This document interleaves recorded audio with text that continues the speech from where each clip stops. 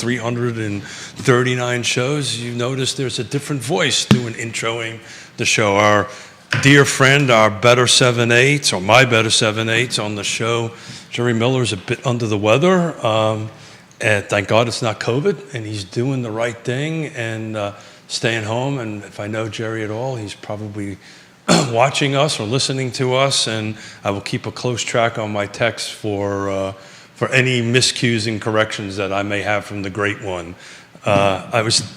Before we go live, I was thinking on the way in, we're in 3 years and almost 3.5 years doing this show.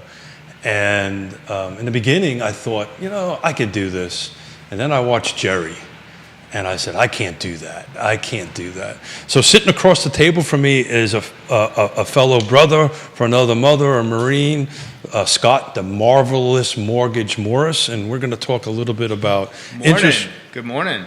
Interest rates. And there was a couple of questions on Monday I wanted to tackle that listeners came in, and so 3 of us are going to try to do the job of one person, which is Jerry Miller, and keep the track on the feed and answer questions. And Judah, whenever you're ready, let's rock and roll, my friend. All right, quiet on the set.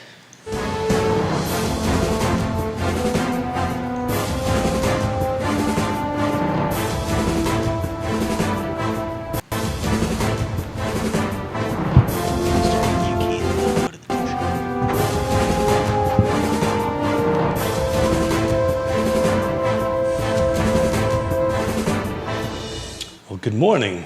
Welcome to Real Talk with Keith Smith. And if you noticed, I'm not Jerry Miller. And Jerry is under the weather today. We wish him all the best. For those who listened to the voice intro before we started, he doesn't have COVID, but he's under the weather.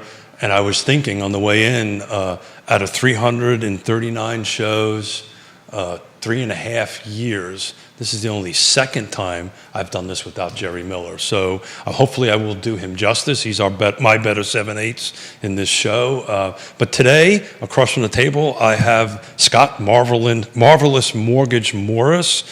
Couldn't think of a better buddy to help me through today on my own than a fellow brother and a fellow Marine. And as I was said earlier on the intro, we have 3 of us trying to do the job of one person, which is keeping track of the feed. So please throw questions into the feed. That's what makes this show great.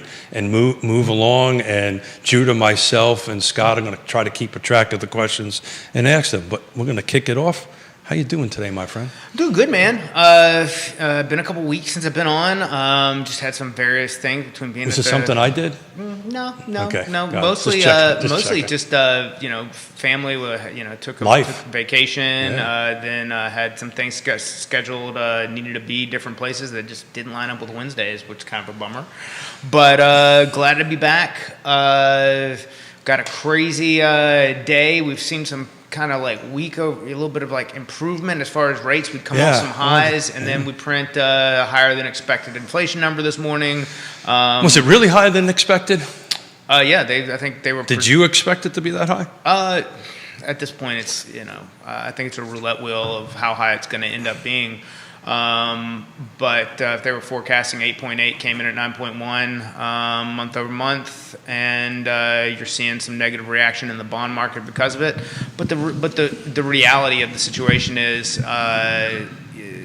everyone and everything else, the commodities market, the bond market, the stock market is all pricing in a recession, and the Fed is is married to the fact that they have to continue to do something to try to react to this, but they can't control the supply side, which is truly the problem at this point, inflation related. So they're going to increase prime another 75 bips, and you're going to see some negative bond market reaction to that, and that's mortgage rates are going to creep up a little bit again until the recession fears are heavier than the inflation fear, and that's what we're going to see, and we're seeing it today.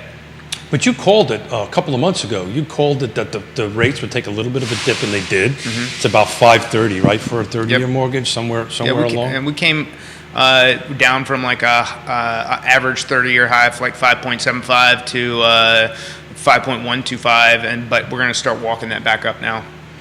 So I remember 1981. Yeah, I So- mean, is there anybody? or 2018. Like, this is not. Well, I was talking about the inflationary numbers because Oh, the last okay. time, Yeah. the last time inflation was at this was in 1981, and I did a quick little bit of math this morning. So, and I looked on there's a website that you can look at, and you plug in the year and what was the gas and what would it be today. Just to put it in a little bit perspective, 1981 I was paying $1.31 a gallon for gas. In today's dollars, that's 4.23, and that's not too far off. Yeah, we're like 440, I think, 460. 440, 450, depending on where you're going. I think actually Costco's closer to the 423 number, if not a little bit less than that. So I found that to be interesting that, in today's dollars, it's really not that far off. Does that make any sense to you? Yeah, no, totally. Of all of the, the real world inflation numbers, at least that's somewhat in line with reality as opposed to, say, rents and groceries. So I've got a chart here, and you're the mortgage expert because you're the marvelous Mortgage Morris. Thank you. I added a third one in there, by the way. I have no idea where that came from, but I added a third one in there. So I'm looking at like the different recessions because we're going into one. 1980, 81 to 82, early 90s, early 2000, the great time of unpleasantness, and then the one in COVID. But going back to 1980, right, which is the inflation numbers are kind of close to that, which is the 1981. There was a 6-month recession between January 80 and July 80, and the interest rates at that time went from 16% to 11.8%. So to your point, when somebody, when the balance starts balancing here, I think recession's going to take over inflation, and the rates are going to drop a little bit. Oh, yeah, absolutely. That's why. So one of the things that a lot of people might be seeing or facing if they're out there shopping, or agents or whomever, is the question like, so I hear my client has to, are they paying points, just to get in? And a lot of times they're going to be, because there is no par rate that exists, because all of the investors believe that these loans that are being funded right now will all be refinanced in the next 24 months. So let's talk about points. For those that are listening or watching that may not have been through the process, what is a point and how do you buy it down? So this isn't even about buying down. This is a point is 1% of the loan amount, and that's built into the pricing about what it costs to get to par. So to all of my clients, my suggestion is let's not look at buying down the rate, because that money that you're spending to get to a certain place, you are most likely never going to recover, because most likely you are going to refinance this loan before you make that money back in payments. And what I mean by that is, let's say there's no par that exists, and par meaning no cost to lock the rate. Let's say there's 1 point just to lock it, whatever the day's rate is, and you say, well, I'd like to be a quarter lower than that, and that would cost you 3 points. So on a $300,000 loan, that's $9,000 in additional closing costs you'd be facing. I'm saying don't spend the additional $6,000, because by the time you take that $6,000 and divide it by the amount, you're going to have so many. Let's say you have 100 months. Well, you're not going to be in this loan for 100 months to recoup that. You're going to be in this loan for probably 12 to 24 months before we look at refinancing it. So the advice is kind of buy now, refinance in so many years. Focus on keeping your closing costs as low as possible. It's interesting you should say that. And then save yourself tens of thousands of dollars when rates drop and we look at refinancing. So it's interesting you should say that. There's two things that are creeping itself back into the real estate market, and there was a meme somebody posted, I saw on Facebook this morning. It was a young lady holding a phone and going, what do you mean you're not going to waive home inspection, right? So the professionalism is starting to grow back again, which is great on that end of it. But a lot of folks have to work their way through this. I'm finding a lot of buyers are kind of coming back into the market.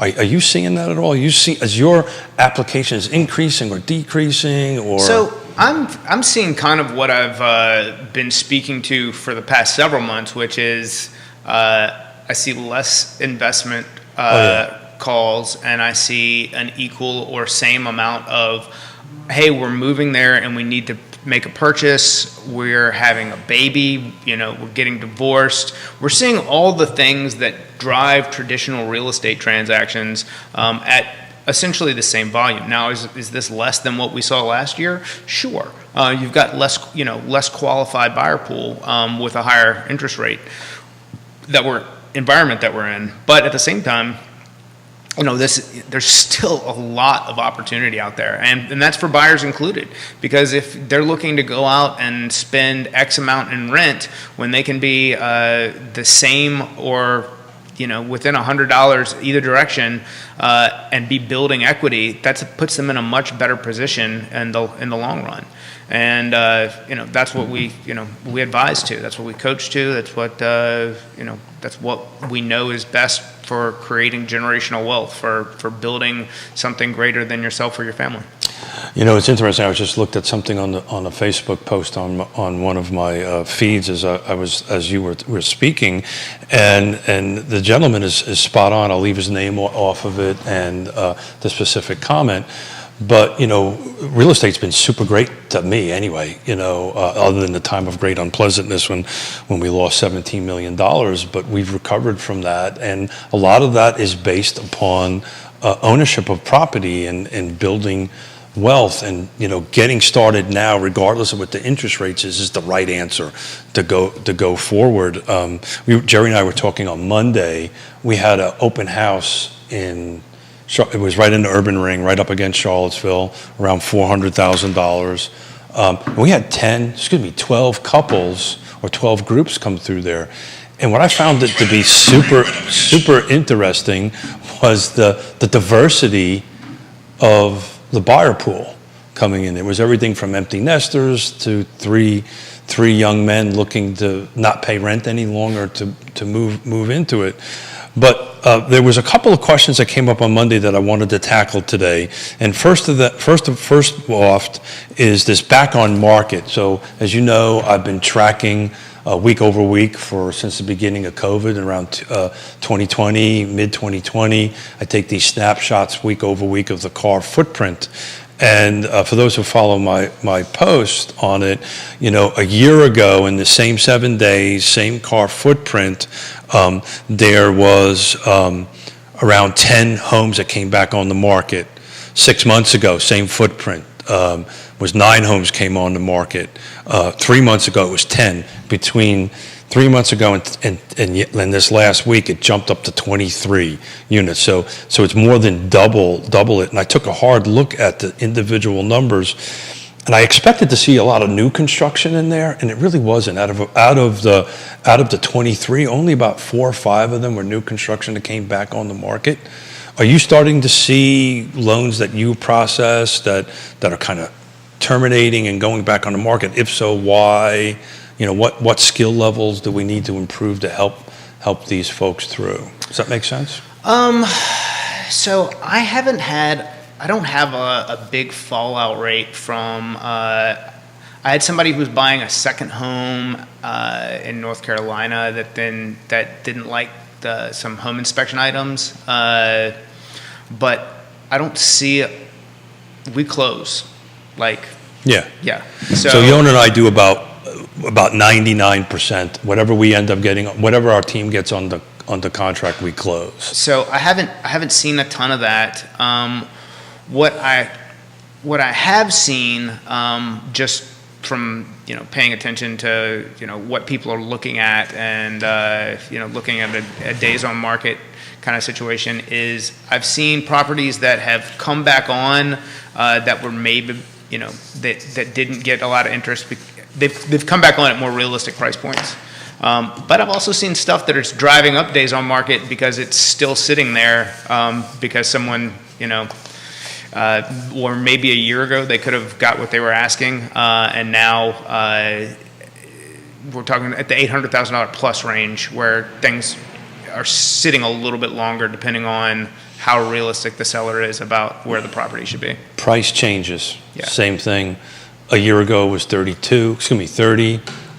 6 months, 32. 3 months ago, 32. We're up to 62. So we jumped by 30 price changes within 3 months. So the market, I think, from a price perspective, is starting to balance itself out. But I broke down these back on markets, and 6 out of the 23 were new construction. Everything else was an existing. Now, those an back existing on home. markets, are those new construction? So I know what some builders do, or their representation does, is where if, let's say that they've had especially if they're a turnkey, if they've got costs that are going on, they'll pull off market and then make an adjustment to price. Is that the kind of new construction adjustments that you're It's seeing? interesting. On the way in, I was talking to some people in the local industry, and actually people out of Richmond. And so, what are they seeing as far as back on markets? And new construction's a little bit different, right? They generally don't go on the market for sale. So, for instance, one subdivision won't put all their 100 lots. Correct. In the MLS, right? They'll put 1 or 2 or 3 in there in the different models. Most of them don't hit the MLS prior to selling, right? It's you pick up a phone call, you call me as an agent, we go out and meet the builder's rep, so forth and so on. It doesn't necessarily hit the active market. It just goes straight into pending, straight into sold, right? It goes through the process. Yeah, but if you look at your I think we'll talk. That's like a larger scale. I think if we're talking like mid-size, some of what Liberty does, some of that would be the outlier. Liberty does put most of their stuff on the market on the front end. Anybody, I think the ones where they're doing like 3 to 5, where they'll purchase 20 acres, bust them into 5-acre lots. Those could all go on. Those are the ones where I think I'm seeing. And we're not talking about customs either here, right? We're talking about like customs, Semi-custom, semi-customs and we've production. Here we've got 4 models, 8 models. Pick that, and then go in, and we'll get your countertops and everything. Yeah. So generally, how it'll work is you go in there and go ahead and do, let's say, the production side of the house, right? The Stanley Martin Homes side of the house, kind of typical path on this stuff. You'd pick the house, you pick the model, and what a lot of these builders were doing was, because of the shortfall of product, right? They were actually, and we used to do this when I was building back in the day, because this whole cycle isn't anything new. On that end of it, they're building homes up into the drywall, and then they're hitting it on the market because they were having struggles getting inventory. Oh, yeah. I mean, that is totally shifted to it, and they're not putting anything in the ground until they have a contract in it. So this cycle of coming back on the market and new construction will kind of cycle itself out a little bit, because they're not going to put it under contract unless they get a 10% down payment, right? They're not going to move forward with it. So you'll see that back to normal, the normal process on it. I also think what's happening with some of this new construction is and I've said this many times before, it takes so long to get a project to this point of selling that they made guesstimates of what the market's going to be 5 or 6 years later. And I think now that's somewhat catching up to them, because the market is moving quickly. For instance, and you can help us with this, if I'm going to have a client looking to buy a $550,000 townhome, typically that buyer profile can go a little extra and get a single family detached somewhere. And that's what I'm seeing on my end happening is that they're pivoting away from that on that. Does that make any sense? No, definitely. But I mean, that's kind of always the case. But when we're talking about availability, like if townhomes are, we can go out and get this, and there's no single family, or they don't want to be in such a tough competitive environment. I think that was kind of driving some of the action in that direction, versus now where we're starting to see a little more inventory coming on market, especially depending on the location. Like the more options people have, the different decisions they can make with. Well, so that's the struggle here. So I've been running numbers. So my famous little book here, Albemarle County, single family detached, new construction only. I've been looking at year over year. So the beginning of this year until today, actually until 7.6 is when this set of numbers versus 2021. And it's interesting, single-family detached new construction sold, these are units that have closed, are literally only 1 unit difference year over year. 2022 year to date, first half of the year, is 111 sold at 718, by the way. And in 2021, there was 110 sold, right, at 646. So it's a bit of a delta on the sales price. But the interesting drop is the attached product in Albemarle County. It's actually pretty large. 2022, this is new construction only, was 178.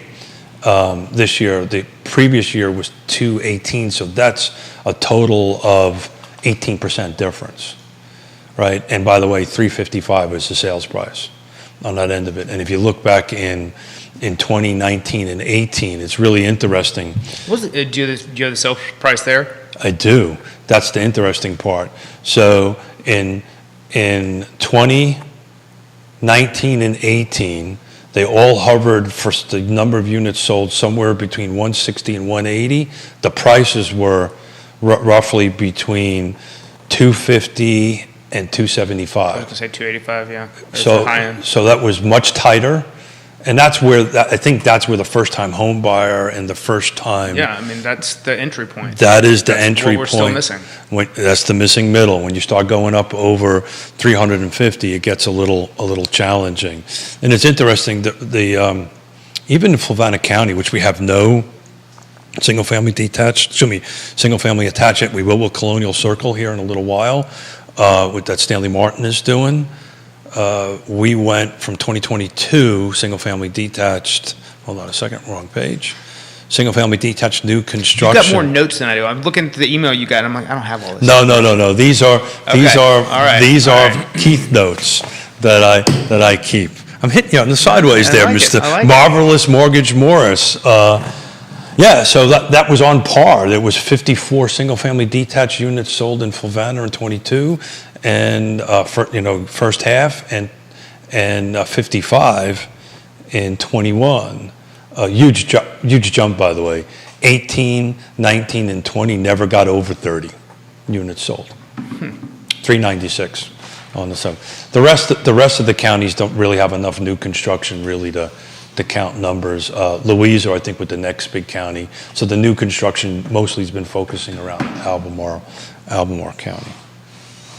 Alfred, we got any questions coming in on the feed? We certainly do. So Alfred is helping us out with questions today. We got one from the wonderful Elena Mangione. Oh, Elena. She says, "Hey Keith." Hey Elena, come over here and save us. Have a sip of Save Smith anyway. Have a little sip of cough syrup and help me here.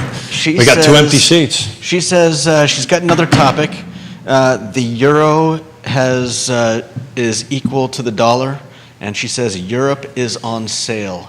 And I will add to that not only that, you guys also mentioned the CPI hitting the 40-year high at 9.1%. We also have Biden saying that inflation is unacceptably high and the data is out of date. And we have Bitcoin dipping below 19K. Is Bitcoin real? Anybody ever answered that question for me? Is that real? It is real. Real? Okay. It is. Well, we do want to talk euro for a minute. I know a little bit about this. And it's funny, Yona is going home to visit her family, which she hasn't done in 5 years, and pay respects to her mom and dad who's passed away and see them and take care of some family matters. I guarantee you in October, the euro, those numbers will flip and the euro will be higher than the dollar. It never fails. Anytime the Smiths go to Europe, the euro usually goes up. But that's on par as a can't remember the last time that ever happened where the euro was on par with the dollar. We keep a close track of that because of our European relations and family on that end of it, and traveling back and forth. And we go down to St. Martin, which uses the euro, so we Well, keep. I in mean, touch yeah, that way. I before the show shared just a quick snippet saying, the bond market is pricing in recession, the stock market's pricing in recession, and then globally, the commodities market, you're starting to see copper, like I say, things that can fall on your foot, all the prices of all of those items, WTI, everything's coming down, but the supply side is where the inflation is built into our food and to things that the government can't control by increasing rates. So we're going to continue to see kind of the same, I think, through September, month over month of high inflation print, and them increasing the cost to borrow is not going to slow that number at the moment, because I think they're disconnected. But what it will do is drive us into a recession, which eventually will stop people from buying things, which will then, But aren't we kind of there already?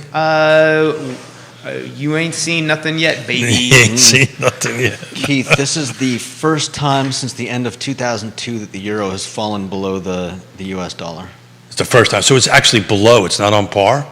I think it's dipping just below. Yeah, good. Honey, buy some euros. Yeah, let's buy euros. Buy euros. That's right. We got to buy euros for that October trip that she's taken on that end of it. Convert now. Convert now. But those who have used foreign currency, right, regularly, in which my wife and I have, that's the best way to understand inflation, right? Because, when we used to travel to Europe, we haven't been there in many years, since before, I really haven't gone there since the time of great unpleasantness. But, when you're bought, your $1's costing you €1.50, and you're buying a cup of coffee at €5, it's really costing you a little bit way more than $5. And that's kind of how this inflationary thing works on everybody. Look, I said this in November and December, and I'm going to stick by it. Inflation is what's scaring me about the housing market and real estate, and I just don't see anybody putting their thumb on the scale to fix it. I just don't see it coming down, and this 9.1% is a prime example of it. Well, I think so the Fed's going to continue with the policy that they've kind of married themselves to, and which is raise short-term interest rate. Raise short-term interest, unload their $9 trillion portfolio that they've built buying bonds for all this time. And they're going to do that through the end of the year. I've said going first quarter next year, we might see some minor improvement September, October, rate related, as we kind of get into the bigger this. Once inflation starts to correct, which I think is a September, October thing. You really think inflation is going to adjust itself this year? It's October. I think we stop seeing 9, we start seeing 7, 5. Really? Like those 5's probably not realistic, but 7-6% month over month. Once we start seeing those numbers, but we're going to start seeing those numbers because I think there's going to be you're going to continue to see corrections in the job market. Which way? Towards a higher unemployment rate. I agree with that. And as those things occur, I believe we're in a very insulated area. Who may be affected, as you might see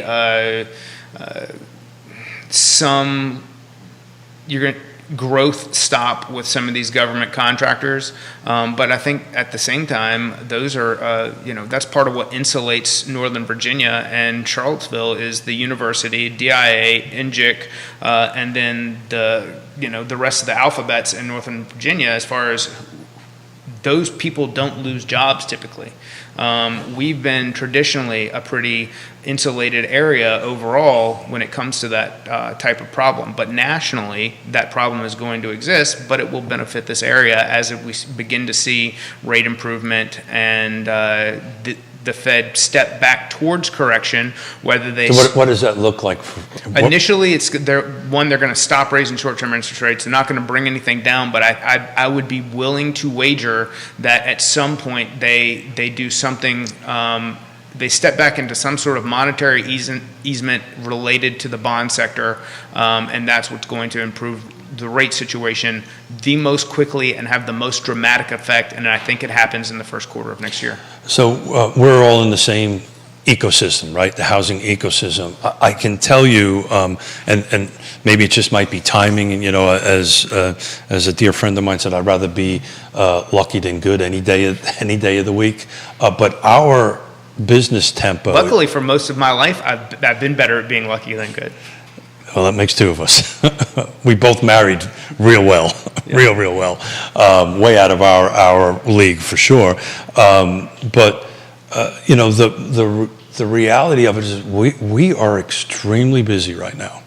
Our little shop, a lot of phone calls, a lot of interest, a lot of tell me what this means, a lot of questions from buyers and sellers, and I'm finding out, and I just don't know, again, this just might be cyclical, it just might be where we are in the world, but it's a lot of tell me what this means, right? And I'm seeing a lot of folks, and again, this may just be us, but I'm seeing a lot of folks turning that big idiot box that's over there off and asking a trusted advisor. Are you seeing the same thing? Are you seeing uptick a little bit? That idiot box and and everything that you see on social and all and don't knock on social because we're doing this. I'm not knocking social. I'm talking about what puts eyeballs on things is this bad news parade. Oh yeah.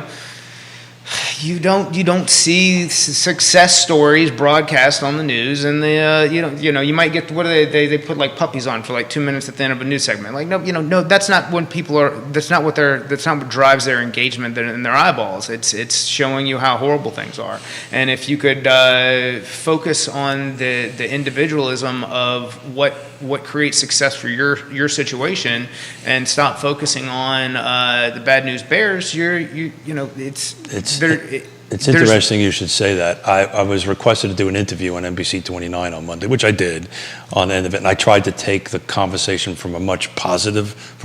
It was talking about lack of inventory, stuff that we've been talking about for 340 shows here, for 3.5 years on the end of it.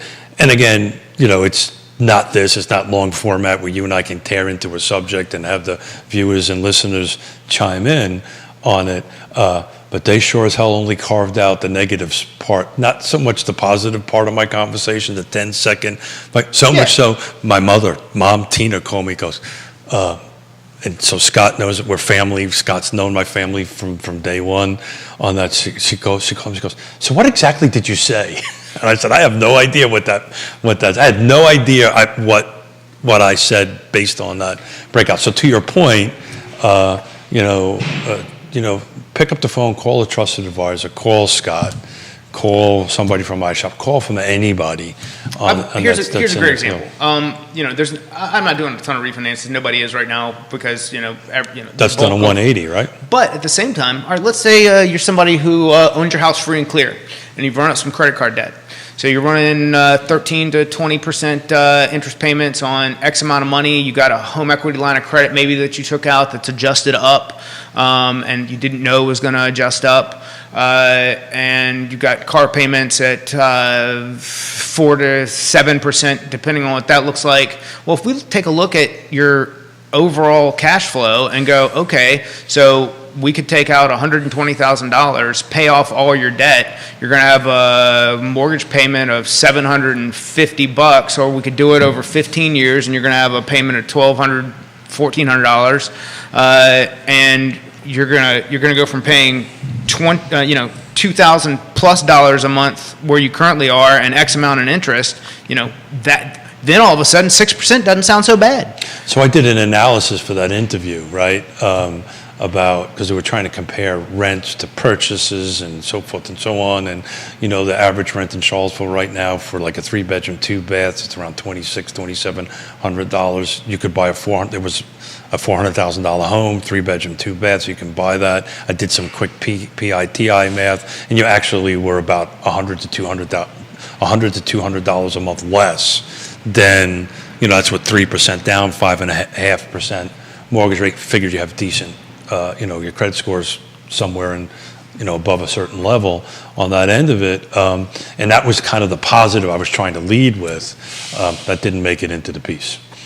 Yeah, I mean, again, it's not all doom and gloom. It's about, your specific situation, and we all, we're humans, we're tribal. We operate from a fear-based mentality. So we see these things, and and part of this, when we talk, some of the recession fear is, just consumer demand, like how people feel about things. That's part of what drives this, and then that is driven from this this negative media that's vomited all over you and everywhere you look at it.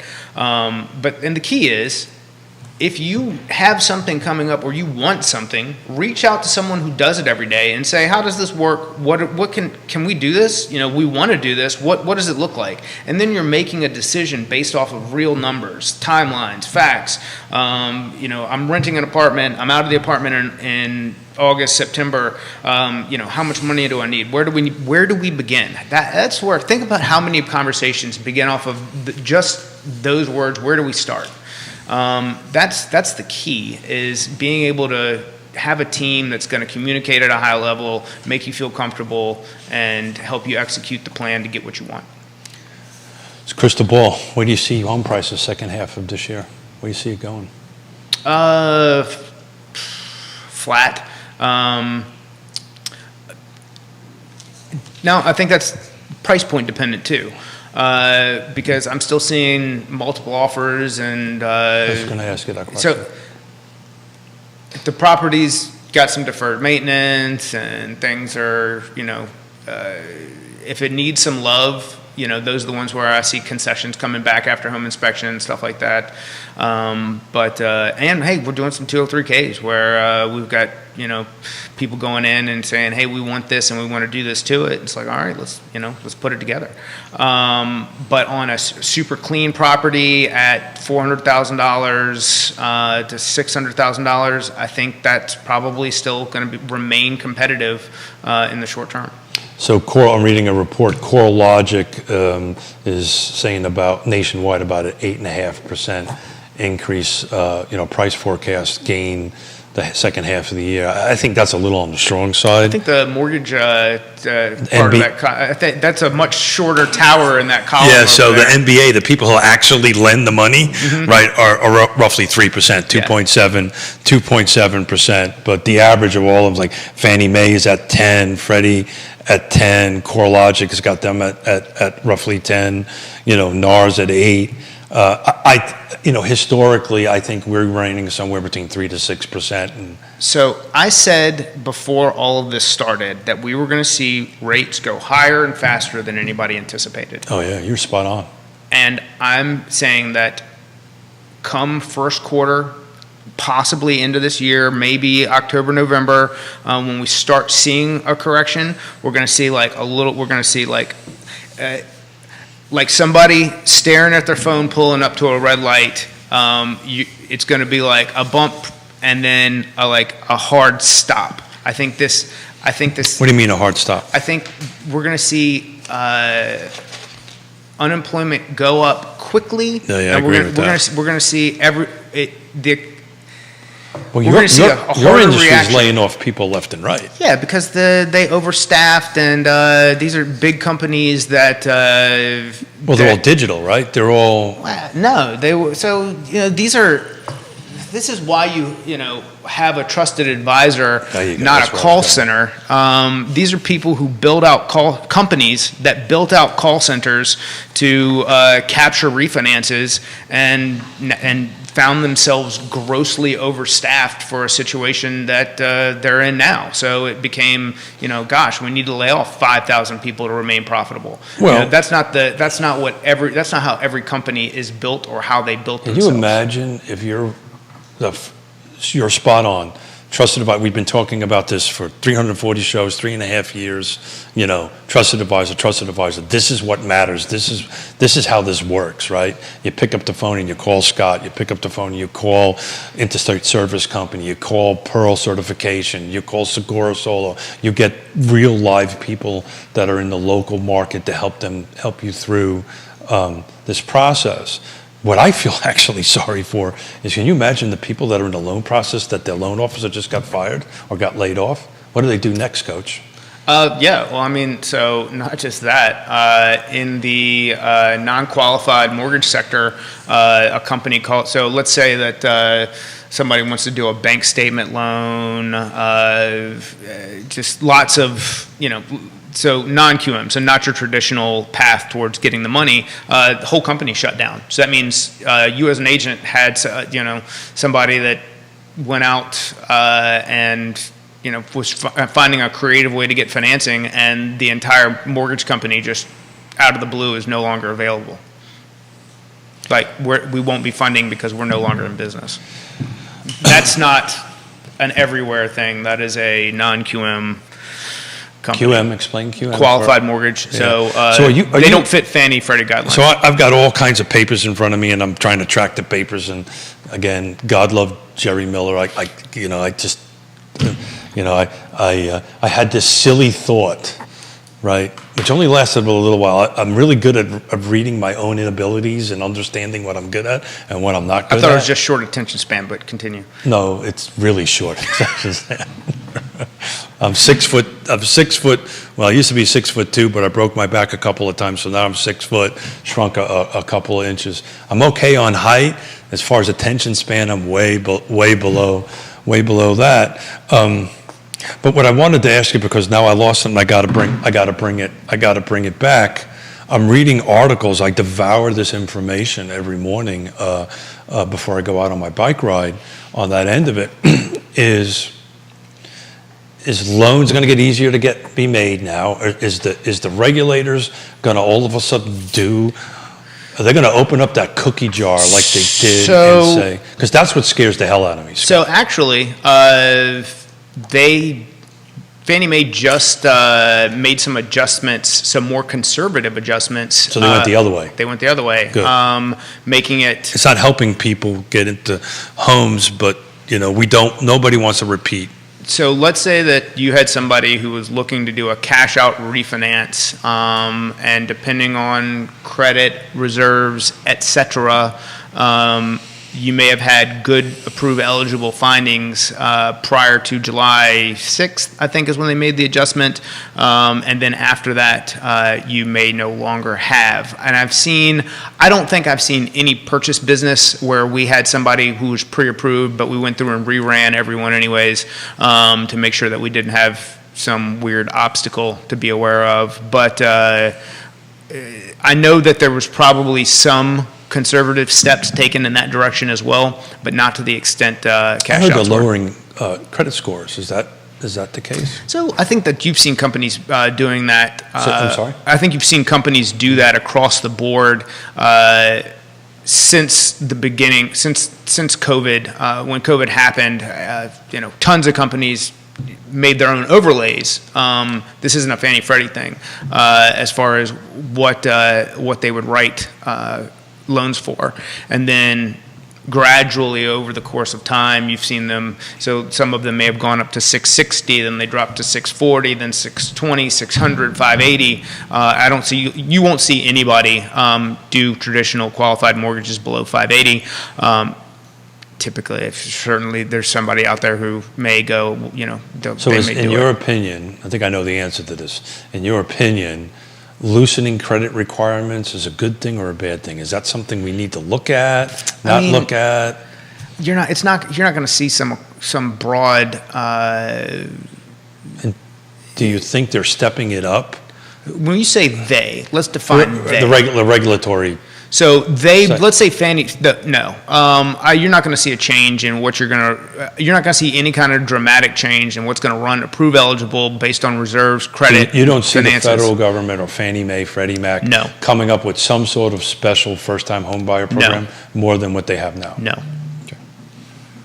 Okay? Yeah, they're not in a risk-on environment heading into what they're forecasting to be. Although what they're saying is going to be still a soft landing, but they're intentionally driving a higher employment rate. They're not going to say, "Hey, we're going to allow more risk in an environment that we're trying to run a higher unemployment rate in." Well, it's just going to increase the frustration because there's no inventory, right? Well, sure. And they're But allowing. I think that comes back into play next spring or late So- winter so first quarter next Jerry year. and I were having this conversation, so volume-wise, second half of this year, are we going to be on par from last year? I think We're going to be less than last year. Last year, the last 24 months were an anomaly. Yeah. And the number of people who refinanced into lower rates, I do think humans have short memories. We're starting to see some properties come back What on was that? market. Humans have short memories. What? Yeah, exactly. And I know what that's about. But- it's getting worse the older I'm getting. as Today's Wednesday, right? it Today's is Wednesday, Joe? today is Wednesday. Thank God. Thank Take you. my trash out tonight. Thank you. And if you got any decent questions, please chime in there. Yeah, there, Al, kick 'cause us off we're just doing two jarhead stuff Yeah. talking here. I do have a couple more Yeah. comments. Good. We've got Elena mentions again, some predictors are estimating the EU may get as low as 0.85 to 0.9. So there's a story behind that. My father-in-law, God rest his soul, was a vice president of Bank Austria. And when the EU came up, when the euro came out originally, and I can't remember the year that it was. I think it was late 90s when it came out, and it was like at 75. Mm-hmm. And he said, "Give me $10,000. Let me buy you $10,000 worth of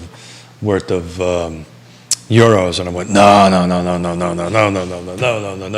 But when it hit $1.50 on it, I was like, "Damn, I should have did that." Shoulda, coulda, I woulda. should have did that. And, So that's interesting. That needs to hold, Elena. That needs to hold to October. So Yona might be profitable on that trip. Nice. And we've also got a comment from Neil Williamson, the wonderful Thank you, Neil. Neil Williamson. This is a quote from David Roche, President Investment Strategy, quoted on CNBC. It goes, Europe may be hit by an energy crisis all of its own, which produces the war recession, the recession caused by war. Yeah, thank you, Neil. Neil is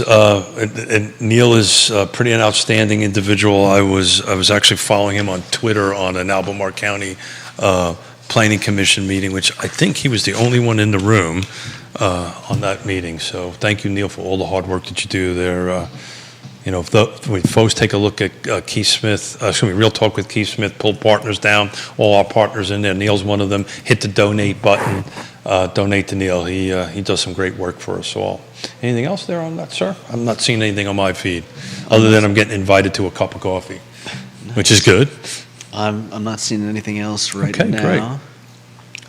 So let's go ahead and move along a little bit on here. So you're seeing that, Scott, that we're looking at about a 20% difference year over year. My argument or my discussion with Jerry on this on Friday and Monday was this feels more like 2019 or 2018 as far as volume goes.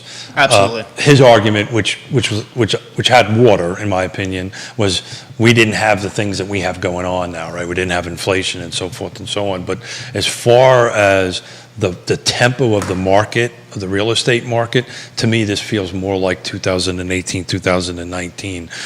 Agents and people that come into business since 2020 don't really, they haven't had the been able to work through the skills that is needed to do that. How long have you been doing? 5 years. 5 years. So you've seen it on the other side and what it was. So the skill sets that you needed 4 or 5 years from now, you probably need to start brushing off for what's coming before us. Is that?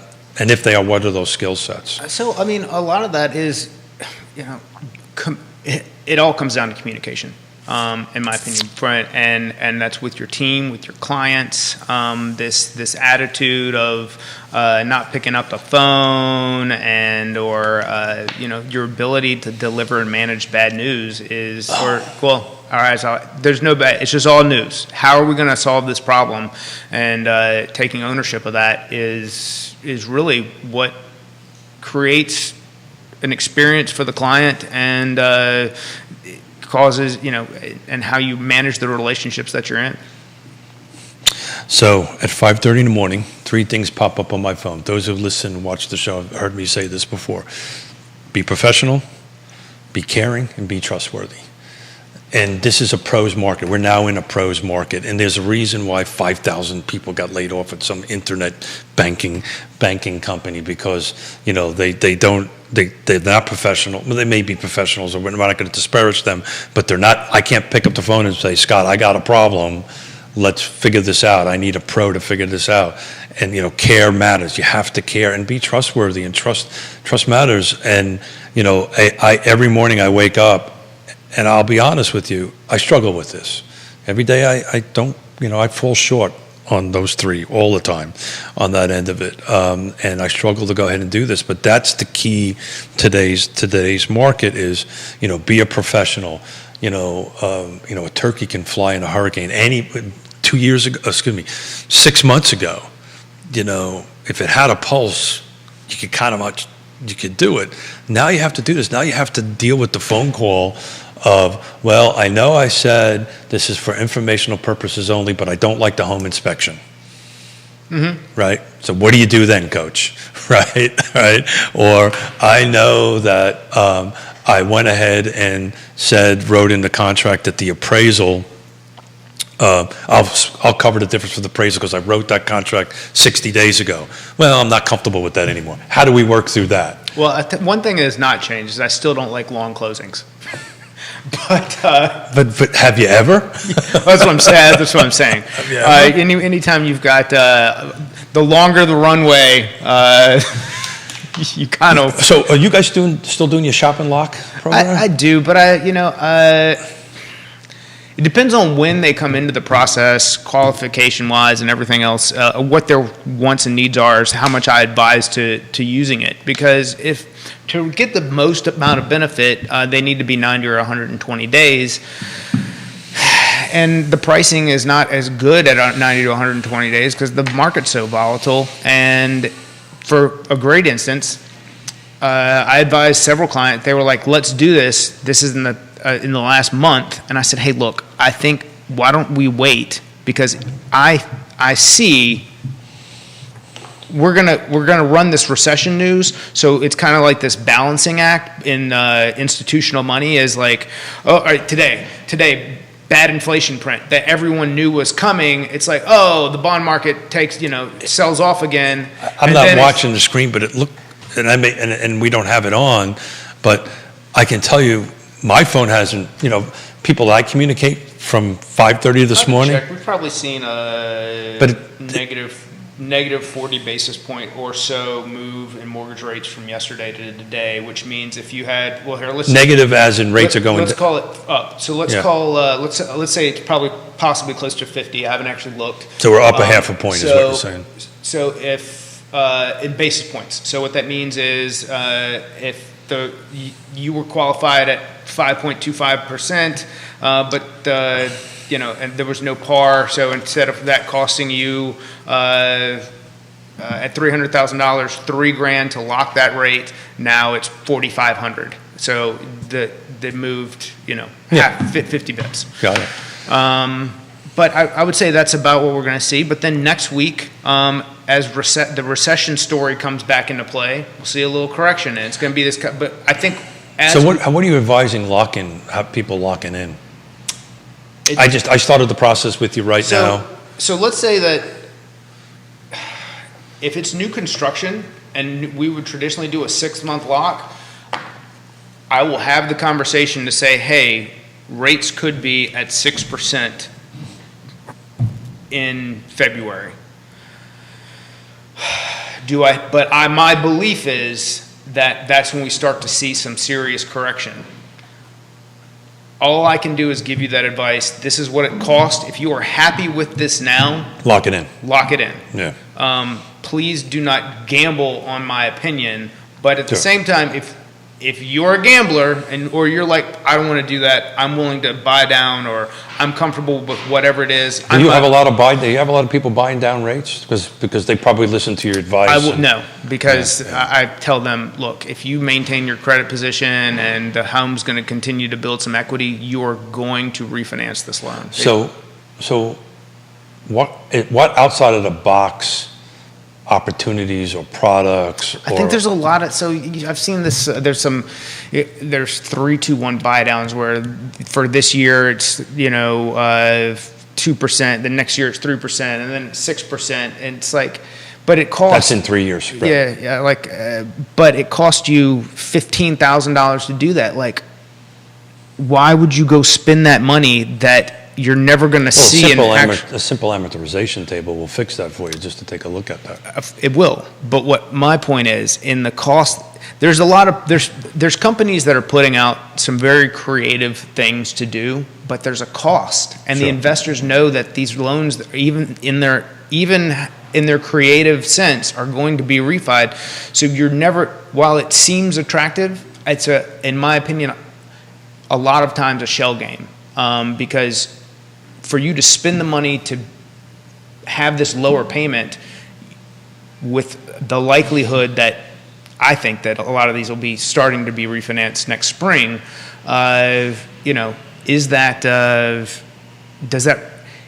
is the benefit really there for what's costing you to do it? So it's interesting. You and I,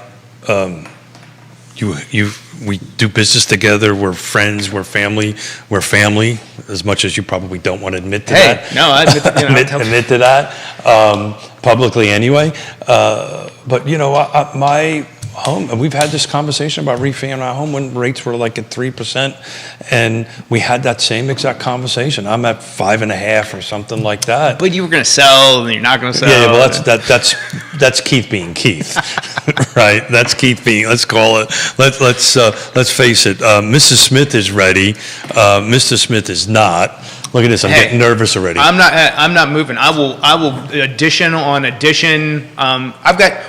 I've got boxes in my basement that are not unpacked from 6 years ago, and I'm like, honey, do you get a glass of wine and a chair and sit there and and stare at the stuff? Can we just toss them? Scott, I have boxes in my basement from our move. Hey, I think I helped with that move. Yeah. From the house from Laguna, which was 20-something years ago, that were boxes that I packed when we moved out of the apartment, the rental we had on 22 Club Lane in 1987. They're still, and they're so old that the tape is like yellow and falling off. So I kind of get it, but your advice to us was spot on. If we're going to move in so many years, why spend this $12,000, $15,000, whatever it was, just and we've taken your advice and we've been doing it, and we're just paying more towards the principal, so we have a little bit of windfall. When we take a look at our budgets, we're paying to the principal, which ultimately we're paying ourselves on that. So when we go sell and buy that house in Belmont, Mrs. Smith wants to buy, with or without me, we're gonna, we basically. We'll get you an ADU. You can live in the backyard. I think that's called a tent. It's called a tent. Judah, got anybody chiming in? No, Mr. Miller chiming in saying, Smith, pick up your game. Nothing like that. I'm surprised. We got another link from Neil. God bless you, Neil. And we've got, let's see, here's something from Katie Treviso Pearl saying, Katie Pearl. Do you think the number of agents will go down in this shift? The short answer to that is yes. It's interesting. Katie, I'm going to go ahead and get a number here because we talked about this last week, which I thought was a surprising number. Give me a second, Katie. I'm going to go ahead and find this. So Katie, I actually called Carr and I asked what was the number of real estate agents in 2019. And the number of real estate agents in 2019 was 950. The number of real estate agents that we have right now, realtors, sorry about that, Donna, realtors, is 1,000. We've got 400 affiliates, right? So we got a total of about 1,400 folks in Carr, but 400 of them affiliates, which is like Marvelous Mortgage Morris and Insurance companies. Mr. Fincham and Fincham Associates and stuff like that, and the rest of them are realtors. So there's only been a gain of about 50 real estate agents since 19, which was a bit of a shocking number. I expected it to be much. It feels much higher than that. I think, Katie, what's going to happen here is as the market shifts a little bit, you're going to see a lot of folks that maybe are my age and up just deciding to retire and get out of the market. There's going to be less younger people coming in. I would think that you'd see, so at least with some of the, when you describe your age and up, I think that those are the people who go ahead and do the CE and renew a license, and then you see younger people who move towards different opportunities who don't take the effort to renew a license. That would be So the real question is out of the 1,000 agents, who's really producing and who's really not? That's the real question. And what number? Looking at it from strictly a licensing perspective, I think that the people who move are people who are younger, didn't find success, move on to something else, and just don't go back and do it. And I think that you've got then an older population who go ahead, renew the license, do the CE because what else? Well, I'm a prime example of that, right? Eventually we're going to retire. I'll never let my license expire.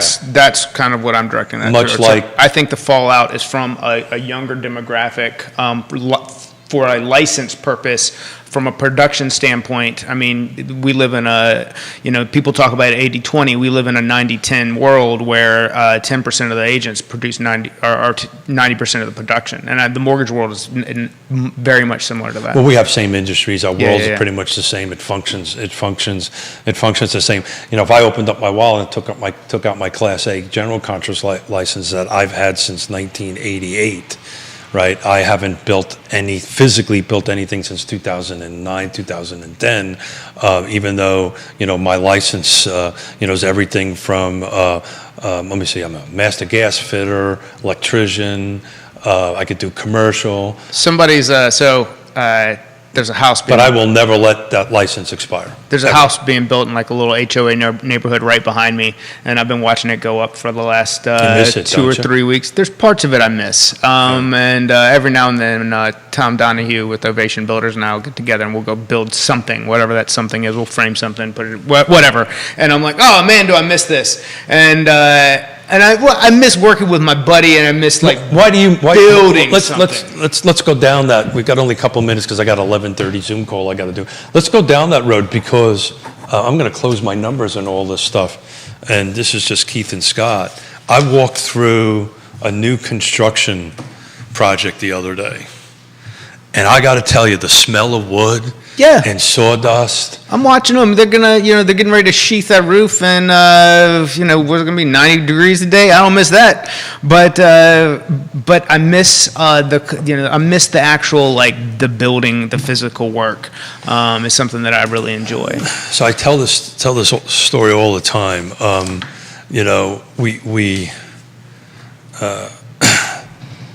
We work 12 hours a day, 7 days a week. We do great things. We put people in homes, right? We work together as a team. This is beautiful stuff, right? But sometimes at the end of the day, you kind of wonder, so what did I accomplish today?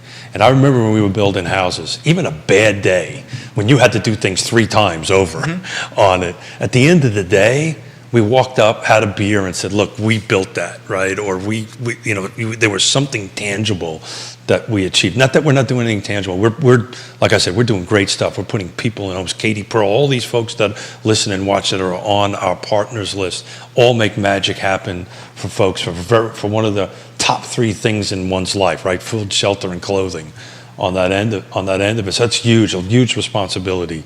But, so those who watch the show know one of the projects I lost was Nahor Village, right? It was part of the $17 million of losing everything that we had. And I ride my bike through that every day. And I had a conversation with somebody the other day going, well, aren't you like bummed out about it? And I said, no, I drive by this oak tree I saved. I built a whole subdivision around it. There's beautiful maple trees, $100,000 worth of maple trees. I drive through that thing and I go, wow, look what I did. And it's not about me, but I don't take this, I feel sorry for myself approach. I looked at, I accomplished something. There's hundreds of people that are living in there, and the dream happened. I just didn't see it to the end, and we lost everything we had and rebuilt it, thank God, back to this stuff. But, I do miss it though, brother. I got to tell you. Yeah. I miss the smell of thing. I miss the smell. It's funny, I took a video on the way in. Colonial Circle is being developed and they're doing the burn pile. Do you remember when I used to put you and my little brother on the burn piles? Yeah. The burn stuff and do, we'll leave the rest of it out, but I'm sure you burnt wood. Yeah, yes. On that stuff. Yeah, well, they were I do miss it, man. They were setting trusses the other day, and that was always one of my favorite days. Crane Day. Yeah. Oh, I love Crane Day. Yeah. I don't know what it is about a crane showing up, but everybody gets all excited. Everybody picks up the step a little bit. Well, I think part of it is how much that effing thing cost, and you gotta It didn't cost you nothing. No, that's true. Let's get them in, get them out of there. But and there's always a little more action to getting all those things, getting them up in the air. So that was always fun. Last night, chicken story. Chicken story. More of a duck story. 4 a.m. I hear like birds. Like I wake up and Can't get out a show without a chicken or a duck story. I head out and there's a fox trying to dig under because I didn't go lock him up last night because the storm was so bad.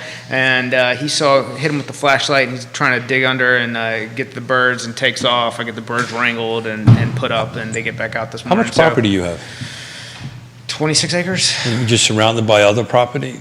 I've got 66 that won't be developed on, and then and then I back up to an HOA neighborhood who I'm sure is always annoyed with the redneckery that is happening over at my house. So Forrest escaped on Friday again. Oh no. Yeah, and that Forrest, that's our what is it? Tennessee. It's a rescue, but it's a Tennessee Walker hound, and found him in Fox Hollow, which was roughly 4 miles away. He crossed Route 53, I think 4 times. That's crazy. And it was cool. The great thing about social media, right? We don't have a GPS thing on him.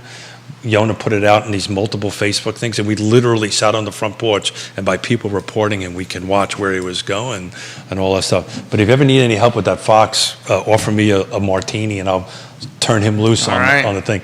Let me get the GPS tracker on him first because he'll go. So, Judah, we got any other questions before we wrap up today's show and thank everybody for their patience? Let me just point out that Neil Williamson is writing a lot of great food titled articles. Titled articles. Yeah, his current one is notes from the Albemarle Sausage Factory. Oh yeah. It starts with a John Godfrey Sachs quote saying, "Laws are like sausages. It is best not to see them being made." And this follows some of his other great titles like Albemarle proposes bananas technology fee and development area Doritos. So there's a couple of things people shouldn't see, and one of them is me in my biking suit. So that whole sausage thing, my biking, my compression shorts, and my compression thing. There's a mental picture Neil probably didn't need to have, and the rest of the people didn't need to have. So Neil, thank you for chiming in. Look, get better, Jerry. Please.